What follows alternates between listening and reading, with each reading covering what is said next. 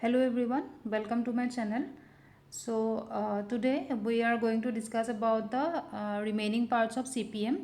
Last class में हम लोगों ने डिस्कस किया था ये जो आप लोगों का NTA UGC नेट का सिलेबस है ना एजुकेशन का। तो वहाँ जो यूनिट 9 है ए पोर्शन का CPM बोल के एक टॉपिक है, उस टॉपिक का थोड़ा हम लोगों ने डिस्कस किया था कि CPM क्या होता है and what are the various steps involve in CPM। ठीक है, तो अगर आप लोगों ने वो देखा नहीं है तो मेरा प्रीवियस वीडियो में जाके आप लोग देख सकते हो। ठीक है, तो अभी हम लोग डिस्कस करेंगे कि सीपीएम में जो टर्म यूज़ होते हैं कि एक्टिविटी एक्टिविटी किसको कहते हैं। ठीक है, वो डिस्कस करेंगे। उसके बाद वहाँ यूज़ होता है कि एक्टिविटी किससे डिनोट करते हैं and also we will discuss the concept of earliest start time and earliest finish time and also the network diagram। Okay, तो अभी ये तीनों हम लोग डिस्कस करेंगे वन बाय वन।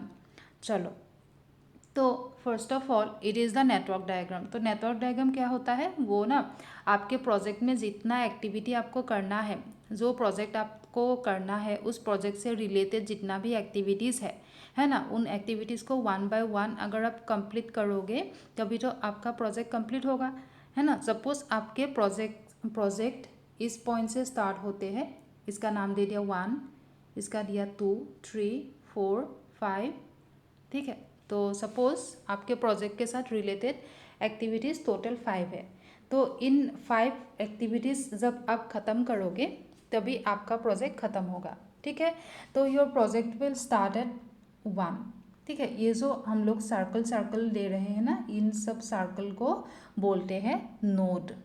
ठीक है, तो आपका अभी जो एक्टिविटीज़ है तो वो नोड 1 से स्टार्ट होगा। ठीक है, तो आपने क्या देखा है कि 1 से ना ऐसे हम लोगों ने एरो दिया है और ये नोड 2 है। ठीक है, तो ये क्या है, ये जो एरो हम लोगों ने दिया है ना, वो एरो रिप्रेजेंट करते हैं एक्टिविटीज़ को। ठीक है, तो 1 से एक एक्टिविटी 1 पे स्टार्ट हुआ एंड 2 पे जाके ख़त्म हुआ, तो suppose that activity is denoted by A. मान लो कि वो एक्टिविटीज़ को हम लोगों ने ए नाम दे दिया। ठीक है, एंड 1 से जाके 3 तक जो एक्टिविटी है वो उसको बी नाम दे दिया।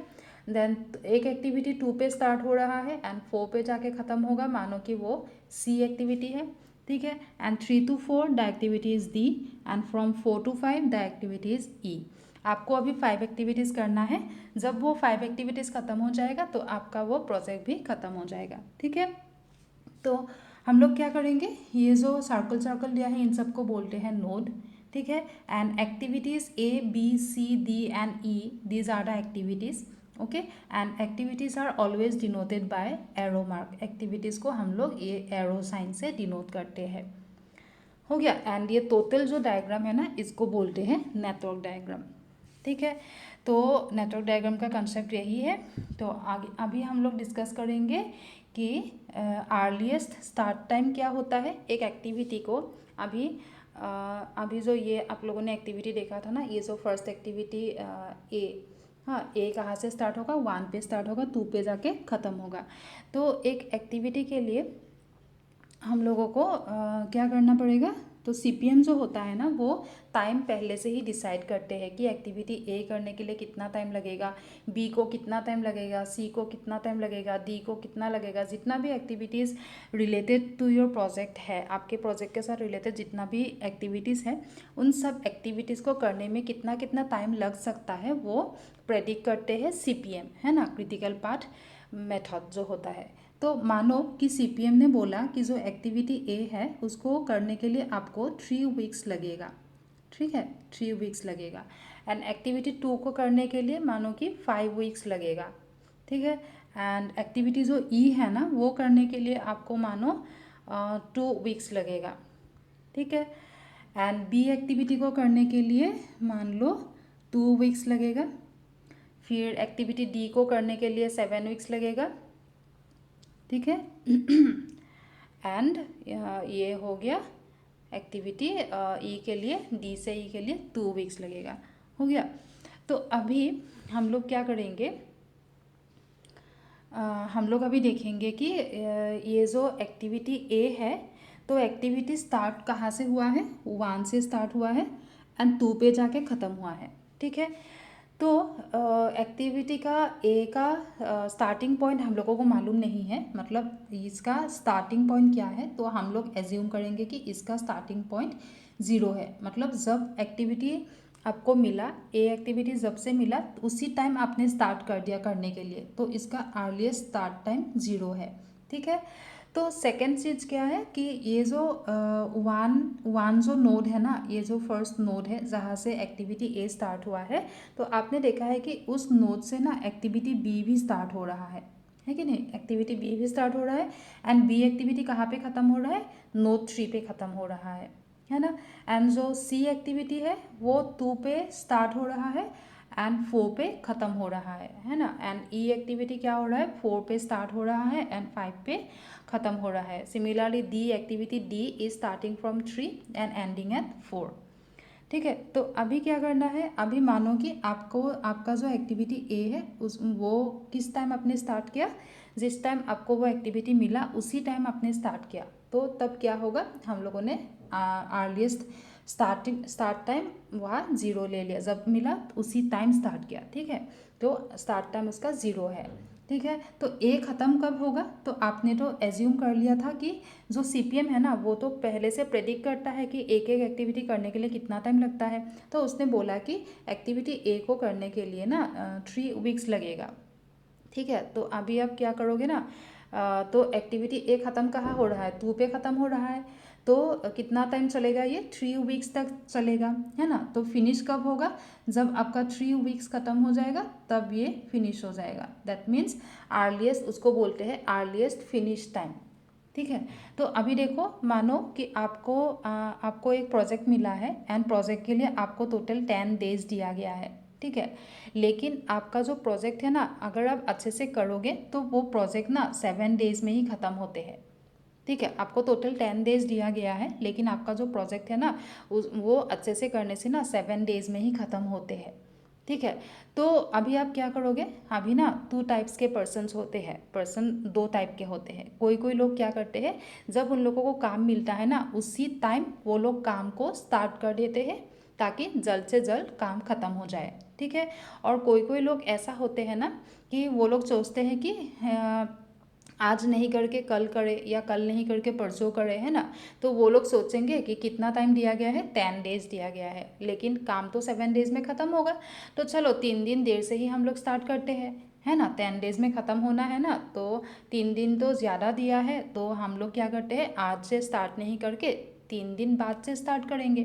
ठीक है, वो हो गया लेटेस्ट स्टार्ट टाइम, मतलब मतलब ज़्यादा से ज़्यादा कितना दिन आप देर कर सकते हो वो प्रोजेक्ट स्टार्ट करने के लिए। ठीक है, एंड अर्लीस्ट स्टार्ट टाइम क्या हुआ, जब प्रोजेक्ट मिला उसी टाइम आपने प्रोजेक्ट को स्टार्ट किया, तो वो हो गया अर्लीस्ट स्टार्ट टाइम।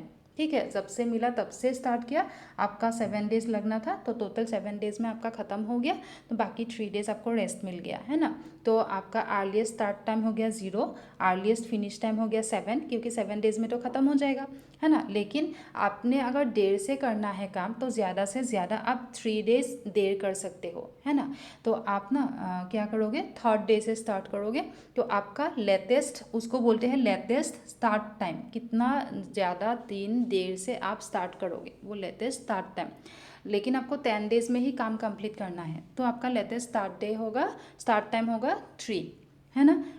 3 मतलब 7 डेज ही तो लगेगा ना, तो 3rd डे से स्टार्ट करने से भी 7 डेज, टोटल 10 डेज में आपका ख़त्म हो जाएगा। ठीक है, तो वो 10 हो गया लेटेस्ट फिनिश टाइम, हो गया, वही होता है कंसेप्ट। तो यहाँ पे देखो, अभी सी जो एक्टिविटी है ना, ये सी एक्टिविटी का अर्लीस्ट स्टार्ट टाइम क्या है, तो हम लोग देखेंगे सी कहाँ से स्टार्ट हुआ है, सी तो 2 से स्टार्ट हुआ है, नोट 2 से, है ना, 2 से स्टार्ट हुआ है, 4 पे ख़त्म हुआ है। तो सी का अर्लीस्ट स्टार्ट टाइम देखने के लिए हम लोगों को 2 देखना पड़ेगा, ये 2 कब से स्टार्ट कर सकते हैं हम लोग, मतलब सी को स्टार्ट कब से कर सकते हैं। सी को कब स्टार्ट करना है, सी से पहले कौन सा एक्टिविटी चल रहा है, ए चल रहा है ना। तो जब एक्टिविटी ए ख़त्म होगा तभी तो सी को स्टार्ट कर सकते हो।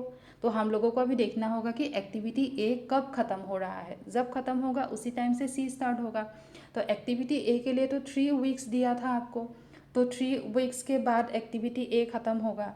तो जब एक्टिविटी ए ख़त्म होता है मतलब 3 वीक्स में, उसी टाइम से सी स्टार्ट हुआ। मतलब एक्टिविटी ए का जो अर्लीस्ट फिनिश टाइम है वही एक्टिविटी सी के लिए अर्लीस्ट स्टार्ट टाइम है।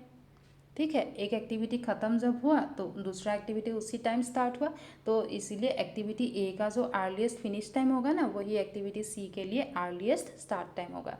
सिमिलरली अगर आप एक्टिविटी डी को देखोगे ना, डी कब से स्टार्ट करोगे, तो डी से पहले तो बी चल रहा है, तो बी जब ख़त्म होगा तब हम लोग डी को स्टार्ट करेंगे। ठीक है, तो बी कब ख़त्म होगा, बी के लिए तो 2 वीक्स लगेगा, आपने डिसाइड कर लिया था, सीपीएम ने डिसाइड कर लिया था, है ना। तो बी ना 2 वीक्स में जब बी ख़त्म हो गया मतलब बी का अर्लीस्ट फिनिश टाइम हो गया 2 वीक, उसी टाइम से डी स्टार्ट हो गया। मतलब डी स्टार्ट कब से हुआ, डी का अर्लीस्ट स्टार्ट टाइम क्या है, 2 है, 2 वीक्स।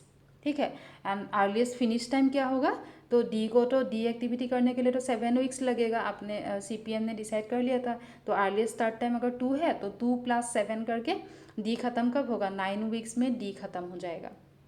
ठीक है, तो ऐसे निकालते हैं earliest start time and earliest finish time.